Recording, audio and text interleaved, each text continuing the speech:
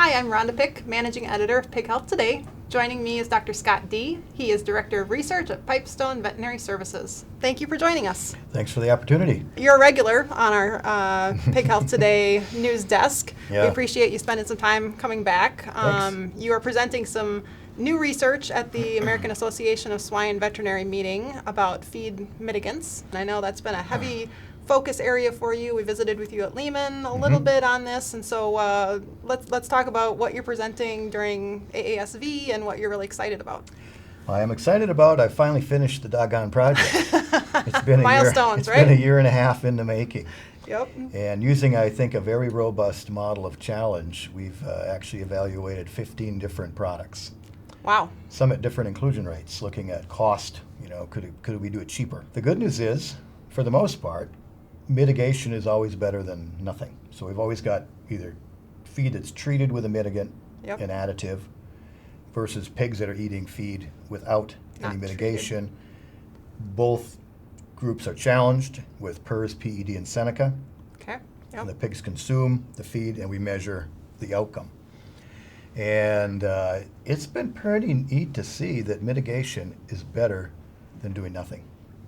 So independent of the product, it looks like there is some benefit to. Regardless of product, across Yeah, the board, you're yeah, seeing yeah. positive benefits. Yep, the majority of the products we've tested have had a positive effect. That's not, I can't say that for everyone, but the majority that we have tested. And the good news is for producers, that's options. Yep. That's options based on your budget, on your risk tolerance, on your milling capacity. There are different chemistries, different formulas, different applications. Which one works best?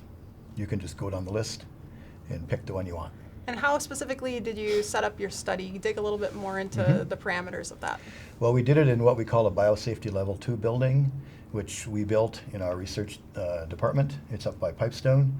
It's 6 independent rooms, and they're airspace independent. Okay. And so you can have treatment and control groups side by side. And so we can put 100 pigs in each of those rooms. Each room has its own bin. Okay. We can treat the feed accordingly, products 1 through 5, and then have that non-mitigated control tonnage being fed Simultaneously. And we basically took I made a 1 pound ice block with help from South Dakota State. We took PRRS, PED, and Seneca. We blended those 3 viruses together in an ice block and then dropped it in the hole at the top of the bin and let Mother Nature take its course after that to melt or chip up, or those viruses move their way into the animal. Infiltration. And the pigs eat the feed. Yep. We document that the viruses are in the feed.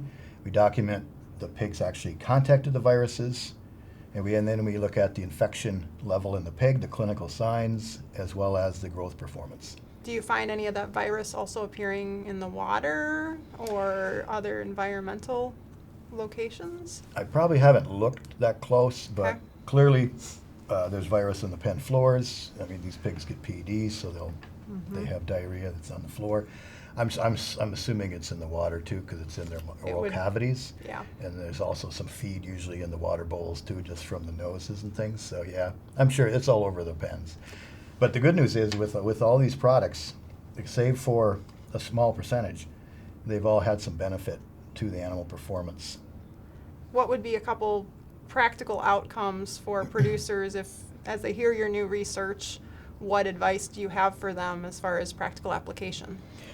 Yeah, first take a look at the data, kind of see which product is going to fit your needs. What's the cost of the product? What's the application degree of difficulty, say at the mill? There's different chemistries, there's different Lots chemistries, of different different kinds. So it'll take a good study of what's all available. So then I probably, if you can talk to your veterinarian or your nutritionist, and once we get the news out and we get the publication going, it'll give a nice menu of events. The really interesting thing to me as a microbiologist was, even though we found evidence of the viruses in the pigs, say PED in the fecal material, Yep. or PRRS in the blood, Yep. pigs on mitigated feed seemed to be able to fight that challenge, and so they performed extremely well, even though we knew they were being directly affected by these pathogens. And right down the hall in the non-mitigated control room, we'd have 10% mortality with extremely low growth rate, with 0% mortality with a very high growth rate in the treatment group. So the ability of the mitigant somehow, is it stimulating the immune system? Is it modifying the gut somehow? Or is it reducing the viral load? But the good news is we could find that we knew the pigs got challenged, but somehow they were able to fight it off, and they did extremely well in comparison again to that control group, which was just devastated by the viruses through the feed without a mitigation in place. That was surprising. Yeah, surprising and very interesting with some really great applications. I mean, who doesn't want to have more options when you're fighting the battles? Well, especially if there's a big performance benefit Yes. along with the disease prevention benefit, it's almost like, wow. And the nice thing about having multiple options from the study is some of them cost more than others do. And so depending on the budget, the producer can say, I'll spend this much. Yeah. It's almost like an insurance policy. How much insurance do you want to have? You can spend a little bit or you can spend a lot. The good news is you're going to probably get the same outcome.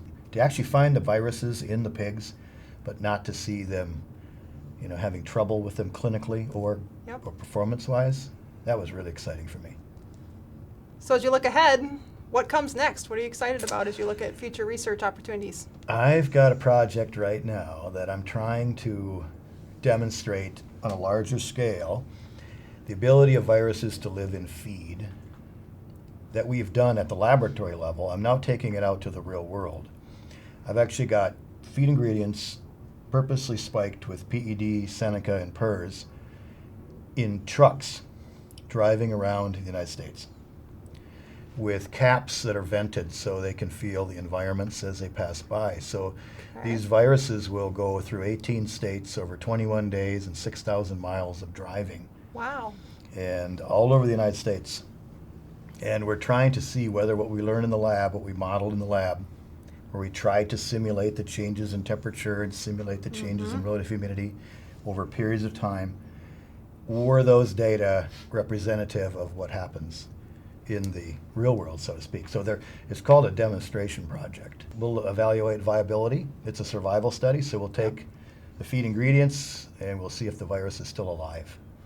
As we close out our session, I'd like to just hear if you have any closing comments for producers to keep in mind based on your most recent research. Well, it's not to get lax. We have the ASF challenge. Maybe you don't hear about it as much, but it's still a concern. We have to be very vigilant on our biosecurity every single day. I think there's going to be more epidemics in Asia. There's going to be more epidemics in Europe. We are not going to escape this as the weather turns warmer or something. We have to be vigilant every single day on our personal biosecurity at our farm level.